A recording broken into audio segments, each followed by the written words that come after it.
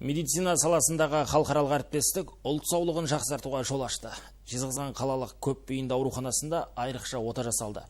Жезді өңірде тұңғыш рет 4 бірдей науқастың жамбас буынына эндопротез салынды.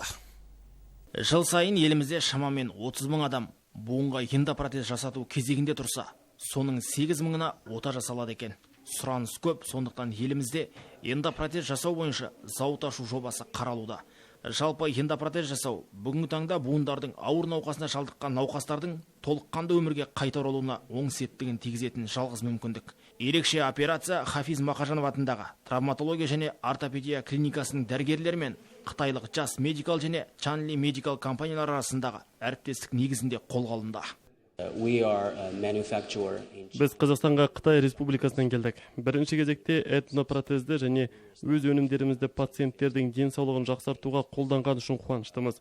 Тауардың сапасына сенімдіміз. Операциядан өткендердің барлығына тез арада қалпына келуді тілеймін. Отаны қарағандылық дәрігерлер және көпбейінді аурухананың ақжелең иелері бірлесіп жасады. Бұл бір жағынан тәжірибе алмасу әрі практикалық көмек. Науқастарға салынатын протез дайын күйінде Қытайдан әкелінді. Бұл күні 4 науқасқа эндопротезді орнату бойынша ота жасалды. Бірегей әдіске сәйкес буынның жарамсыз бөлігі хирургиялық жолмен кесіліп, оның орнына арнайы протез салынды.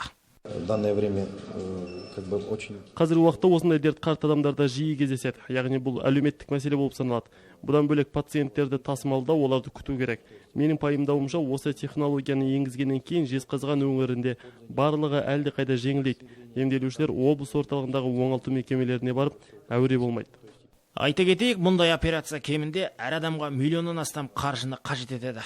Бірақ бұл жолы әріптестік аясында ота тегін жасалды. Жанбота Рахметуллаұлы, Роман Капулов, Сарыарқа телеарнасы үшін арнайы Жезқазған қаласынан.